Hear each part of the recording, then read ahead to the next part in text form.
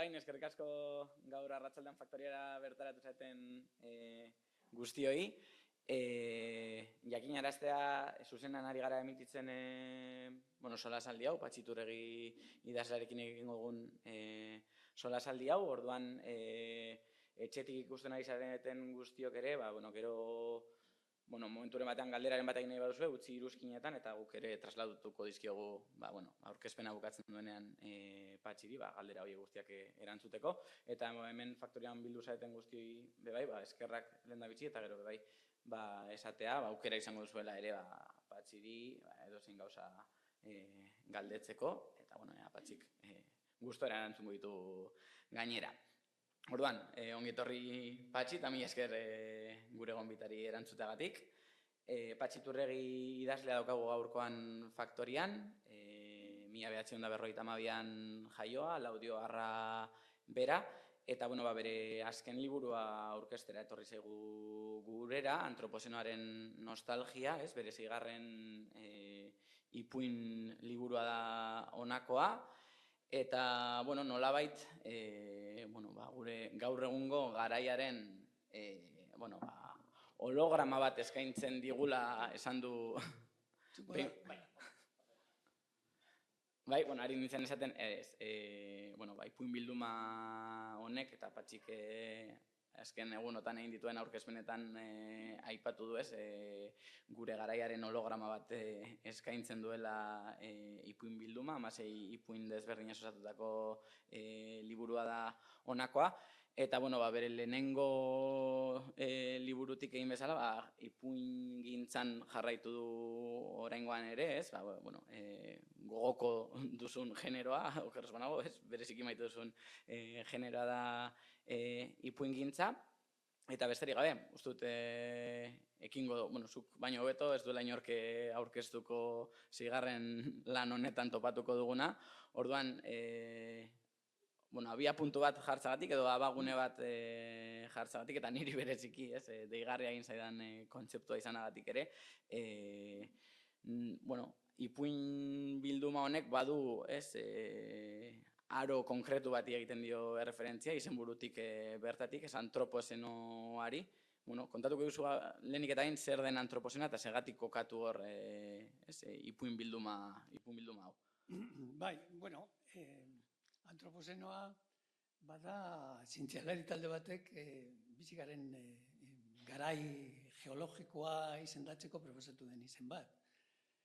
Oraindik ez dago onartua, baina, garai horretan, ikusten da, edo gizakiak zenolako eragina izan duen lur planetan, ez da? Eta hortik abiatuta, zientzialari batzuen arabera, antropozenoa hasten da 18. mendearen amaiera, iraultza industrialarekin batera. Eta beste batzuen arabera berriz, nekazaritzaren hastapenetan, orain dela 11.000 urte, ia azken glaziazioaren ostean, eta ez dira ados jartzen, komunitate zientifikoa ez da ados jartzen noiz hasten den garai hori, baina fenomenoa biziki areagotu zen batez ere Bigarren Mundu Gerraren ostean, eta hor, batez ere populazioaren ugaltze ikaragarriarekin, eta hor, hainbat kontu gertatu dira, eta gaur egun, gure artean ikusten dituko adibidez, badaudela hainbat eta hainbat arrastu. Euskal Herrian, omen dago leku berezi bat, non antropozenoa nabarmen ikusten den, eta Bilboko Aberraren kanpoaldean dago, hor Getxoko Gorrondatze eta Tunelboka deritzen hondartzetan, eta hor bentago siderurgiaren hondarrekin egindako hondartza zementatu bat, eta hondartza horretan ikus daitezke teknofosilak. Teknofosilak zer dira? Teknofosilak dira gizakiak sortutako artefakto arkeologiko berriak, erabiltzen ditugun gauzak, botilak, plastikozko botilak, edo zati metalikoak, pieza metalikoak, eta hor, hondartza eratu berri horretan, ikusten da, joaten bazarete getxora hondartza horietara, ikusiko dituzue nola geratu diren arroka eratu berrien artean, holako beira, zatiak, plastikoak,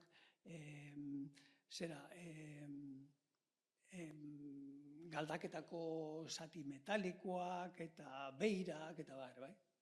Eta, oso bitxia da alde horretatik. Eta, liburuari izena ematen dion ipuinean, kontatzen da nola, hemendik 1000 urtetara, edo milaka urtetara nola etortzen diren bi kosmonauta kanpoko espaziotik lur planetako fosil horiek, teknofosil horiek aztertzera. Hori da, pizkat, justifikatzen duena liburuaren azala. Eta horrekin segituz, liburuaren azala, komentatuko dizuet, liburuaren azala bada Ainhoa de Lucasen lana, eta oso pozik nago bere lanarekin, oso ondo azaltzen duelako, lehenengo ideia hori edo ipuina horretan, agertzen den ideia. Ipuina da 11. ipuina, gero izena ematen diona liburu osoari. Eta orduan, 11. ipuina horretan, agertzen den kontakizuna hori da, horretan dago, horretan datza, nola bi kosmonauta etortzen diren kanpoko espaziotik hemengo aztarnak aztertzera, teknofosilak aztertzera. Datoz bi kosmonauta eta nik uste dut lau hankako olako robot bat. Haiek ja beste zibilizazio batekoak dira, ez dira gizakiaren jatorrikoak, horiek dira ez dakigu zehazki zer diren, izan daitezke androideak edo izan daitezke ziborgak edo izan daitezke mutanteak edo ez dakigu, baina haiek gure arrastoak aztertzera etortzen dira. Gaur egun kontua oso modan dago, adibidez badago Andre filosofo feminista bat, ez dakite ezagutzen duzu, eta da Donna Haraway. Eta berak baditu olako kontuak, etorkizunari buruz, berak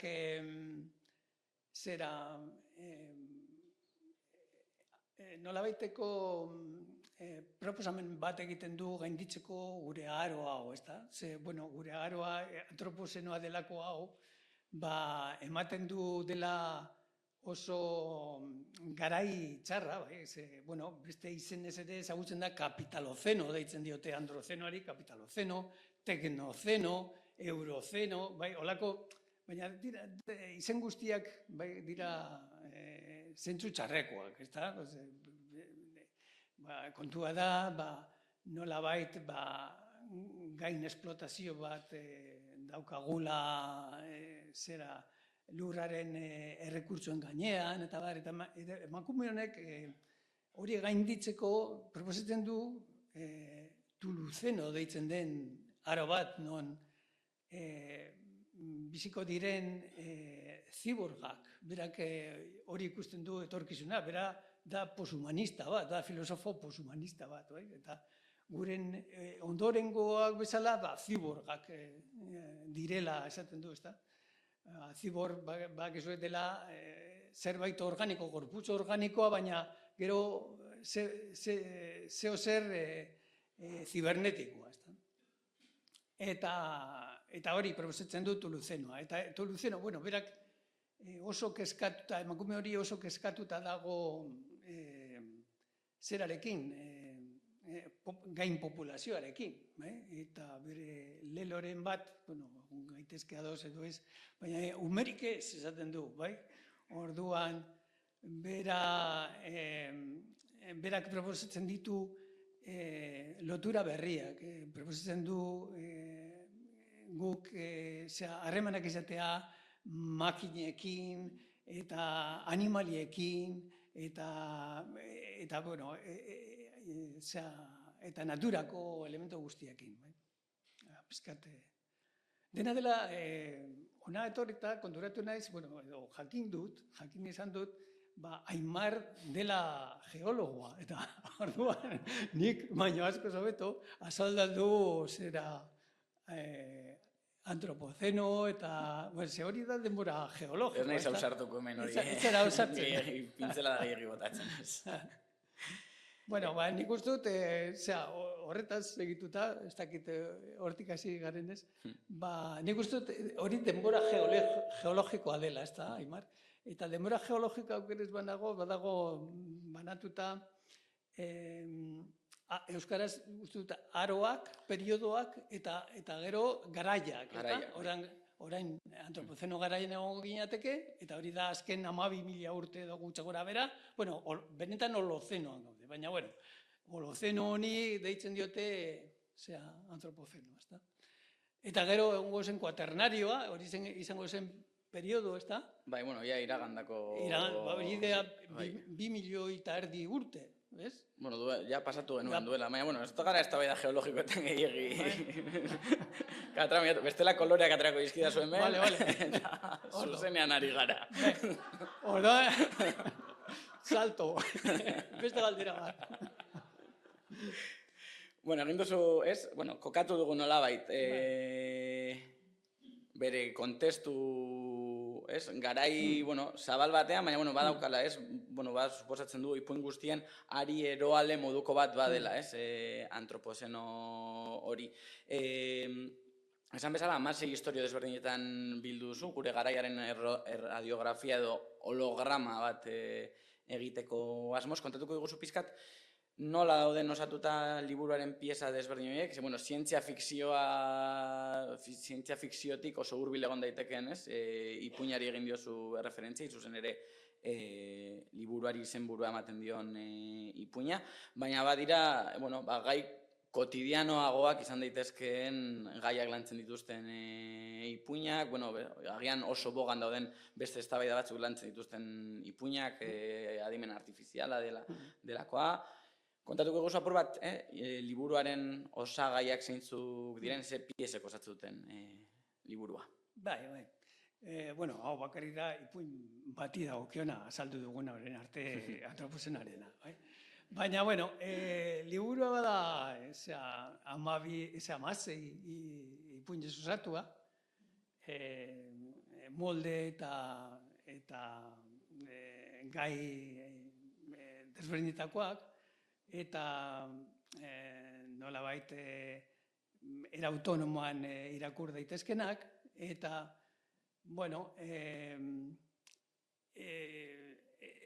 ipuinen artean ez dago ari komunik, ez dago batak bestearekiko zer ikusirik, baina elkar osatzen dute mosaiko harmoniatsu baten moduan, bai? Eta liburuan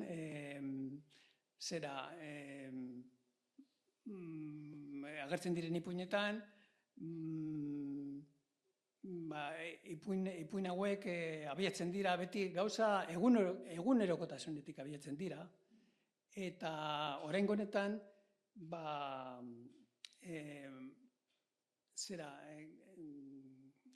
orainaldian eta etorkizunean oinarritutako kontakizunak dira gehien bat. Eta, egunerokotasunetik abiatuta, gaur egungo kezkak, paranoiak eta amesgaiztoak aipatzen ditut. Eta, ipuinen kokaerari dagokionez, gehienak Euskal Herrian daude kokatuta, horietako 10, baina badaude sei bat edo munduan zehar gertatzen direnak, adibidez, Mexikon, Londresen, Estatu Batuetan, Barcelona aldean, Mediterraneoko isla batean, eta barretan, bai? Eta, bueno, beste kategoria batean, nik esango nuke ipuinak banatu daitezkela, batzuk, bueno, hiru multzo nagusitan, zientzia fikziozkoak, errealitate gordinan oinarritu daudenak, eta gero fantasia irakurketa bat, edo irakurketa fantastiko bat daukatenak. Eta gero, ipuin errealisten artean badaude batzuk, horrelako, edo alako ikutu irrealista bat dutenak, eta horiek egiten dute pixkat transizio lana generoen artean, adibidez, zientzia fikzioa eta zerean, eta errealismoen artean. Orduan, liburuan, bilduman, badaude 6 ipuin errealista, badaude 2 zientzia fikzioz, bi fantastiko, 6 zientzia fikziozko, eta beste 3, komentatu ditugun horiek irrealtasun ikutu txiki bat dutenak. Aipatu duzu, 16 ipuin direla, nolabait, sortzen dutela, beraien artean mosaiko bat, imaginatzut, hauen idazketa prozesua, joan dugu zela, ezenuela guztiak liburuan topatzen ditugun ordenean idatziko, baina bai ordenak daukala garrantzia berezi bat, agian ez dakiten aipatu duzun transizio negatik, edo badaukan beste helburu bat, ipuinen orden zehatz hori. Bai, bueno, niretzat ipuinen hurrenkera oso garrantzitsua da. Nik normalean ez dute erabiltzen lotura formalik, nire ipuinetan ez daude generoan oso ohikoak diren, adibidez batasun argumentala edo gurutzatzen den historiorik edo batetik bestera jausika dabilen personaiarik. Nik nahiago ditut olako lotura zirkunstantzialak eta ez formalak. Eta ez dakita, ez galditu dezu eskeria. Ze berez ipuinen urrenkerak zer nolako garrantzia? Eta ipuinen urrenkera oso bereziki garrantzitsua da niretzat. Eta ez da kapritxo hutsa, ez da mania hutsa. Duela gutxi irakurri nuen Gabriel García Márquezi gauza berbera gertatzen zitzaiola ipuin liburuekin. Eta izan ere, ipuina bata bestean segidan jartzen dituzunean, berehala zuzendu behar dituzu edo konpondu behar dituzu edo saihestu behar dituzu haien arteko kontraesanak, disonantziak edo nahi gabeko errepikapenak. Eta askotan zu ez zara konturatzen, baina jasotzen duzu editorearen oharra esan ez, haizu, bi personai horiek izen antzekoa dute eta komeniko litzaizuke aldatzea, ez da, adibidez. Eta zu, aldatu egiten, ez zer remedio. Baina oso garrantzitsua da, zera, ondo aukeratzea, zeinen jartzen duzu lehenengo, bigarren, hirugarren, edo. Eta ez izateko olako talka beraien artean.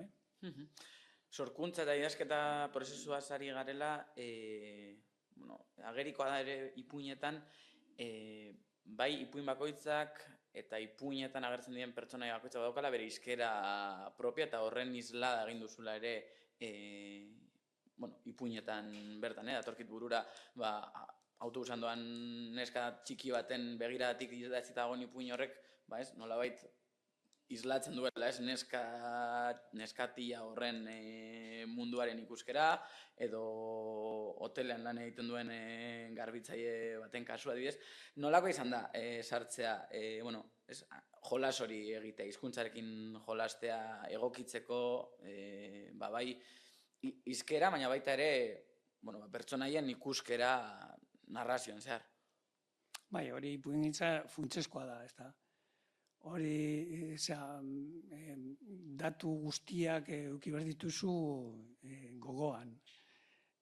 Bai personaien eraketa, bai personaiek erabiliko dituzten kontua, hizkuntza batez ere, eta bai behar duzun atmosfera, bai, sinesgarri egiteko ipuina behar duzu lehenengo atmosfera bat sortu, atmosfera horretan personaia sinesgarri batzuk eta gero zehaztapen guztiak oso ondo zaindu. Ipuina bada oso genero exigentea, novela baino askoz exigenteagoa, eta ipuin batean elementu guztiak garrantzitsukoak dira. Ipuinak ez dira luzeak, eta orduan gauza guztiek badaukate bere balioa. Eta zehaztapen guztiak kontuz zaindu behar dira. Novela batean, adibidez, askotan kapitulu oso bat saltatu alduzu eta ez desar pasatzen. Berdin, ulertzen da novela, baina ipuin batekin lerro bat saltatzen duzu edo galtzen duzu eta ja askotan amaiera ez duzu ulertzen. Falta zaizu zeozer, berriro irakurri behar duzu, zeozer galdu duzulako. Hori oso ohikoa da ipuinetan. Eta horrezagatik neko gomendatzen dut beti ipuinak irakurraldi batean bukatzea. Ez ustea erdibidean. Novelarekin berdin da, gutxi aldugu mesanotxean novelaan, hilabetetan izango dugu novela, baina novela kontu genero errepikakorra da. Behin eta berriz, eramango gaituz teleku batetik bestera, baina personaiak berbera direnean, ia ez da garrantzizko ezer gertatzen, bai? Ez dugu aria galtzen, nahiz eta kapitulo oso bat saltatu. Baina ipuinekin kontu handia uki behar da. Orduan, horregatik oso funtsezkoa da, nire ustez, ipuinak hasi eta buka, irakurtzea. Gero badago fenomeno bat deitzen dena, Txekoven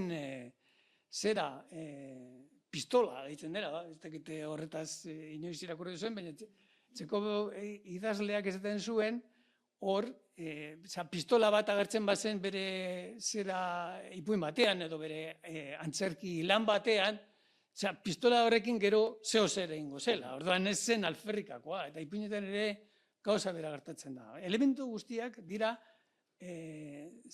tramaren edo argumentoaren pieza bat. Ez dakit beste ipuinen pieza garrantzizkoa den, baina bai badaukatela guztiek, ez dakit ari eroale bat den, baina harremanek badaukatela nolabaiteko garrantzia ipuinetan. Ipuin guztien oinarrian badago, pertsonaien arteko harreman bat, familia harreman bat, bikote harreman bat, astronauten artean misio harreman bat, baina badago harreman bat, ze garrantzia daukate harremanek, garaiko keska guztioetaz aparte, ze garrantzia daukate? Funtsezkoak gainera ipuin gehienak, familia harremanak, bikote harremanak, eta dira, horren inguruan badaude ardaztutako guztiak. Nahiz eta gero fantastikoak izan, edo zientzia fizikozkoak izan, edo errealistak izan, berdin da. Baina bia puntua beti da harremanen egunerokotasuna da abia puntua, eta betiko harremanak, familia harremanak, bikote harremanak, eta hortik hasten da kontakizuna, eta konturatu gabe pasatzen dugu lerro bat, eta orain gaude mundu fantastiko batean, edo gaude zientzia fiziko egoera batean, baina abia puntua beti da gauza egunerokoa, eta beti da giza harremanen ingurukoa.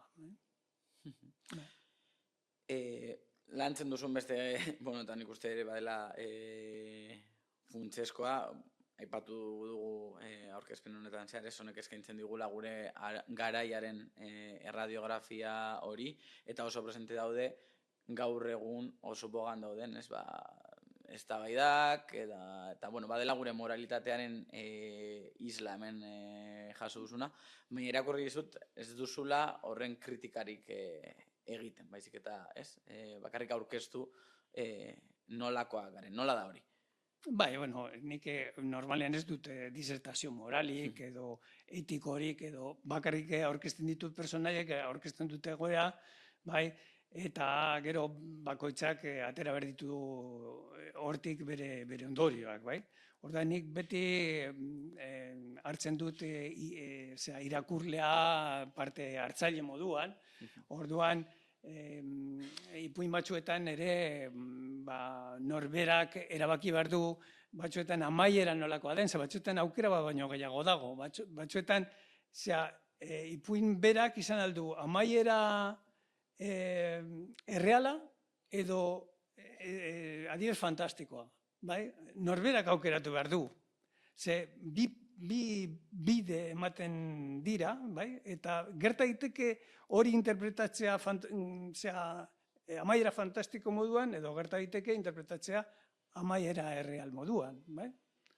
Orduan, batzuetan usten dut hori irakurlearen esku, berak erabakitzeko ze gustatzen zaion, edo, eta gero hori eztabaidatzeko, gero irakurle klubetan eta eztabaidatzeko eta esateko, guk pentsatu izan dugu hau dela, ez, ondo pentsatu duzu, ze hori ere beste irten bide bat izan daiteke, ezta?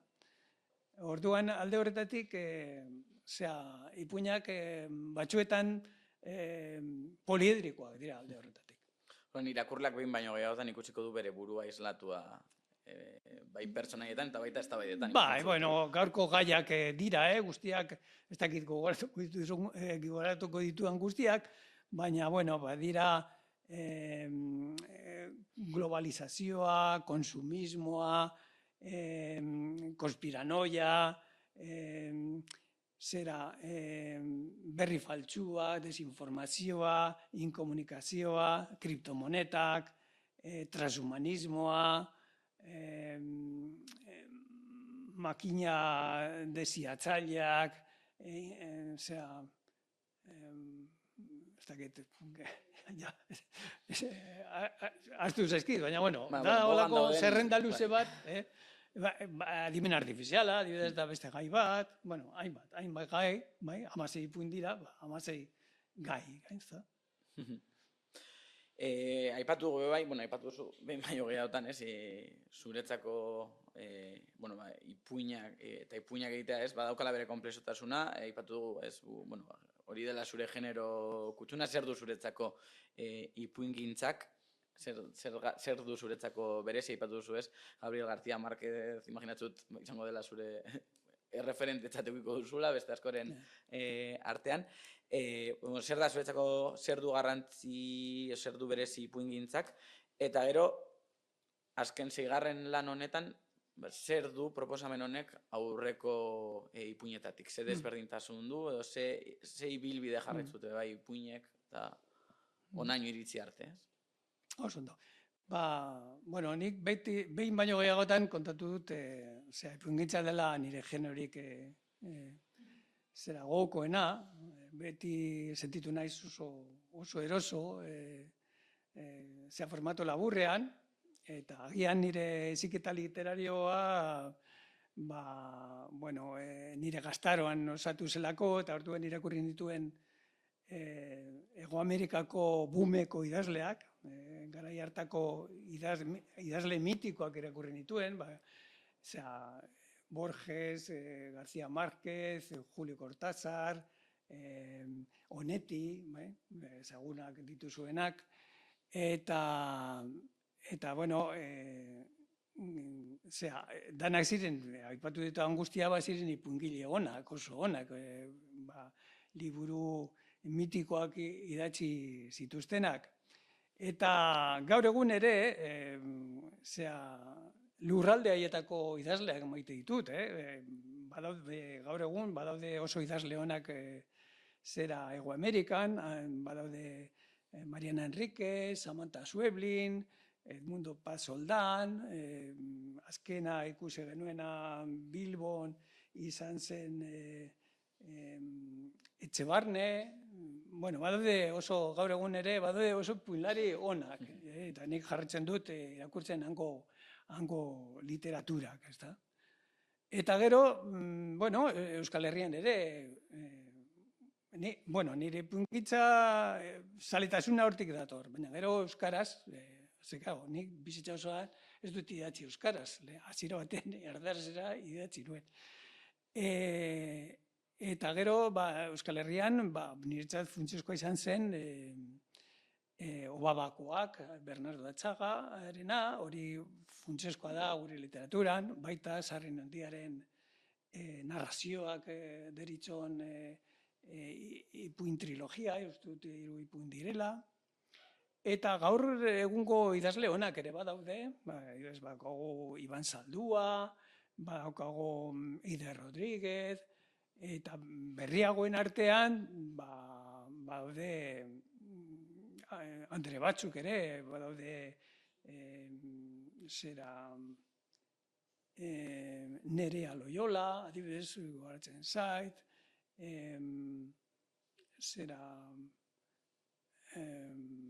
Carmele Michelena, bueno, hainbat idazle. Eta zure ipuingintza nola aldatu da urte guzti hauetan? Nola bibilbidea izan duela esango zenuke? Bai, nire lehenengo ipuina kaleratu nuen 1986an. Hori atera ipuina, atera zen Ereinek argitaratutako bilduma batean, ipuin bilduma batean, eta gero ja 6 liburu idatzi ditut, zuk esan aipatu duzu moduan, eta nire lehenengo ipuina hori klasiko bihurtu zen bere garaian, itsasoko kontakizunak ekartzen zituelako. Orduan izan zen lehenengo kontakizun modernoa itsasoari buruz, ze kontatzen zuen bizitza petrolontzietan, eta horrela zen garaiko liburu bat, ze oraindik ni bilen nintzen nire garaian, olakoetan, eta hori izan zen, kritikak ondo hartu zuen liburu bat. Gero pasatu nintzen orain aldira, edo literatura garaikidera egitea, baina ja lehorrekoa, eta hori idatzi nuen Behi Eroak izeneko liburu bat, gero Dioramak, dioramak izan daiteke liburu honen aitzindari edo aurrekaria, ze han ere agertzen ziren ipuin fantastikoak eta futuristak eta errealistekin nahastuta, eta liburu honek ere, liburu harka dioramak, baditu hainbat ipuin munduan zehar gertatzen direnak. Orduan gerteleko honetan bezala, da mundu osoa. Eta, gero beste 2 liburu itsasoari buruzkoak egin nituen, ze osatu nahi nuen trilogia bat itsasoari buruzka, Pio Barojak egin zuen moduan, bere garaian, bai? Pio Barojak El Mar zeritzon bilduma egin zuela bere garaian, non Santi Handiaren kezkak, hori liburu horiek euskaratuta daude, oso interesgarriak dira. Tximista kapitainaren izarra, eta holako gauzak idatzi zituen bere garaian. Eta ni izan naiz, denbora luzea, eta naiz itsasoko literaturen aldekoa, ez da. Eta, baina orain berriro, etorri naiz lehorrera, bai, eta bilduma honekin, ipuin bilduma honekin. Orduan ikusten duzunez, ibilbide luzea, baina itsasotik lehorrera eta lehorretik itsasora. Tintontzian utzi dugun zehozer bota horretik, saldu nahi dut aukera, zakit publiko artean, norbaitek aprobetxatu nahi duen Patxiri edozer galdetzeko, nik uste ausartuko dela edozein galderarekin, zakit norbait.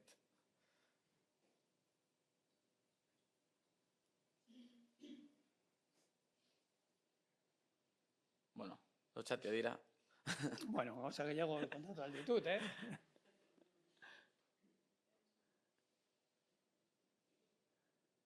nik bien bitartean, ja, galdetu nahi nizun patxi, eazuk uste duzun benetan, bueno, ez, bizi dugun garai, holaka, hainbeste eztabaida moral eta hain azkar doan garai honen nostalgia bizitzerik izango dugun, izango dugun inoiz, ez, askotan, mesfidati begiratzen diogun garai honen nostalgia izango dugun inoiz. Ez uste duzu, ez, kosmonauta batzuk etorriko direnean zer topatuko duten, ose uste duzu, guk ze pentsatuko dugu gure garai honetaz. Bueno, nik pentsatzen dena da, gure garaian arazo asko ditugula eta bilatu behar ditugula konponbideak. Baina, gero bestaldetik ere pentsatzen dut beti ibiltzen garela gaizki esaka, gure garaian hau dago txertu eta bestea dago txertu, baina nola ez dugu gero sentituko nostalgia, da daukagun bakarra. Hortan, izango bagenitu aukera gehiago, A, B, C, B, baina hau da daukagun bakarra. Osea, antropozeno edo kapitalozeno edo honetan gaude, eta ezin gara atera, hori da daukagun gauza bakarra. Hori saiatu gara hobetzen, hori daukagun hori, baina, bueno, hor gaude, ezta? Eta gainera, ipuinean, ez gara gu, ja, sentitzen duguna nostalgia gure garaiaz, baizik eta kanpotik datozen, izaki batzuk, ja gu ez garenak, ja izakiak ez direnak, sentitzen dute gure garaiaren nostalgia hori. Hori izango litzateke.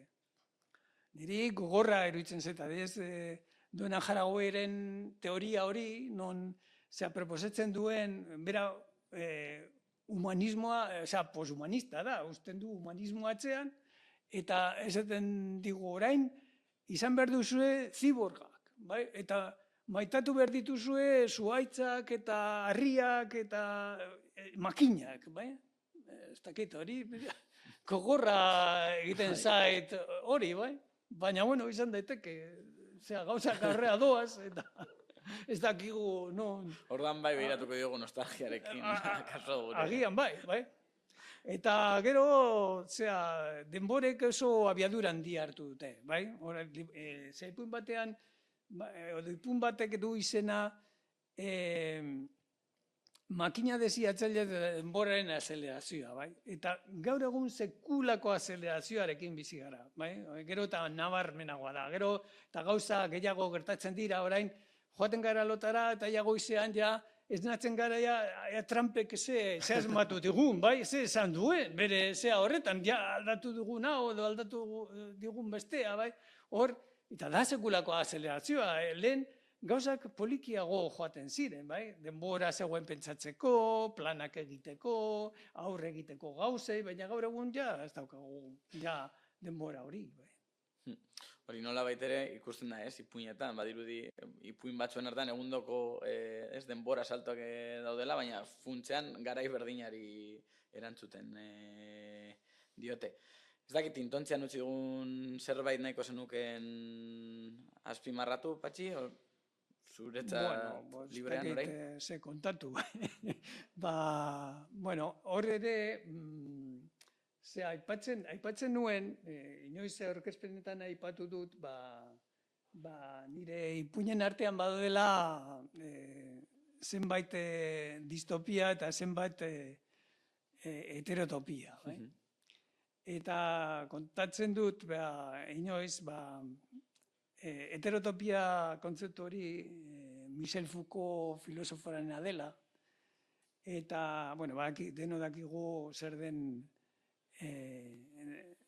utopia bat, definizioz da leku bat non dana ona den, distopia kontrakoa eta heterotopia berriz hitzak esaten duen moduan, dana desberdina den, hau da, beste arauak dituen mundo paralelo bat. Eta kategoria horretan, filosofo frantziarrak sartzen zituen hainbat leku, sartzen zituen sarretxeak, kartzelak, museoak, itsasontziak, putetxeak, bibliotekak, holako lekuak non arau berezia dauden, eta arau horien arabera arautzen den bertako bizitza, ezta? Eta nire ipuinen artean ere badaude horrelako batzuk, badaude hotela, sarretzea, 24 orduko denda, autopistako zerbitzu gunea edo atseden gunea, autobusa, horiek ere heterotopiak izan daitezke. Eta badaude distopiak ere, hainbat distopia futurista. Orduan nire liburuen artean badaude ipuin distopikoak eta heterotopikoak, eta nik esango nuke gehiago, badaudela kontzeptu bien hibridaziotik sortutako ipuinak ere. Hau da, distopikoak eta aldi berean heterotopikoak direnak, ez da? Besterik ezean, ez dakit beste norbait animatzen den naia. Norbait animatzen den Patxiri edo zer gauza galdetzera, bai, hortik bai, oso bota.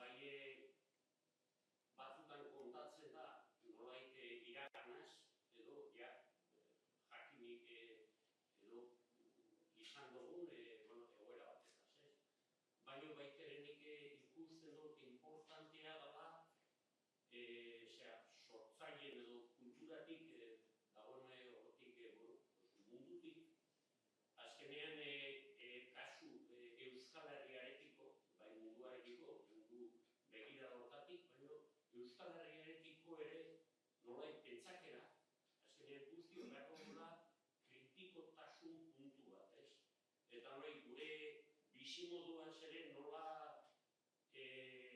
gure begirada nola izatea, ez?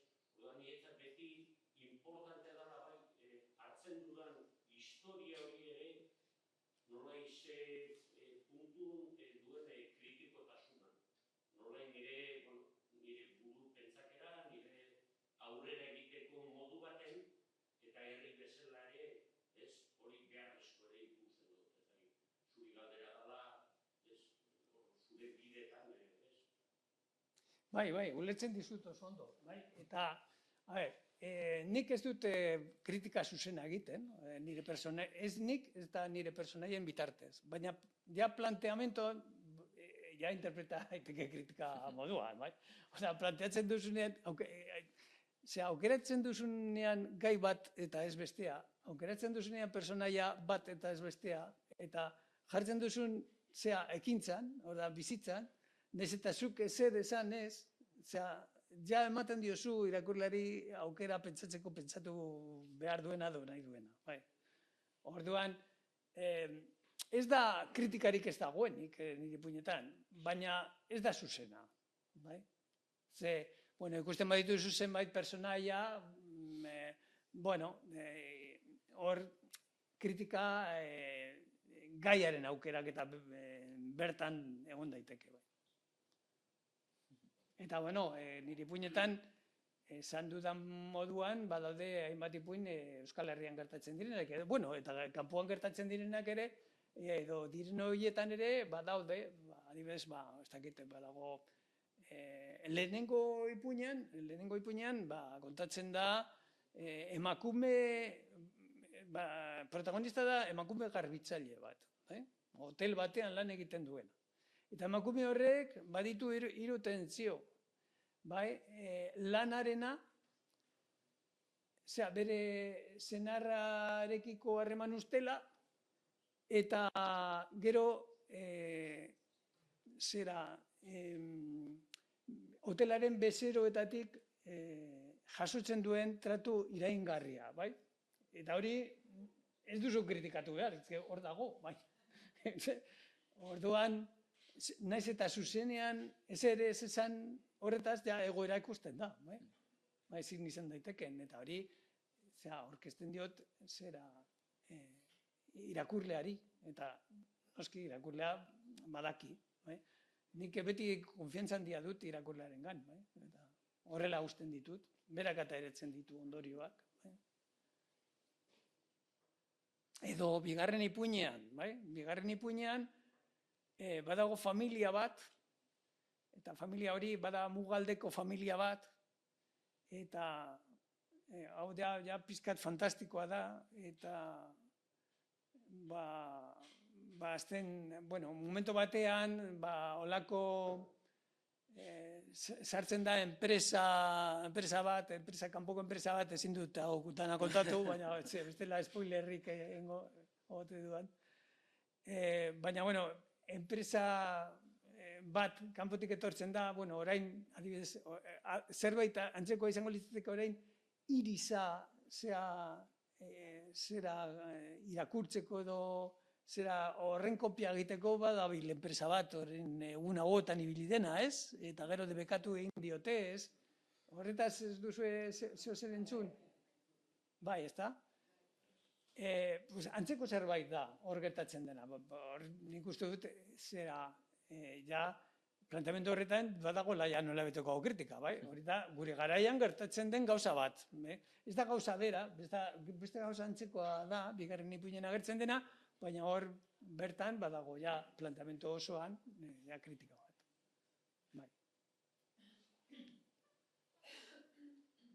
Beste norbaitek? Edo eta galderarik?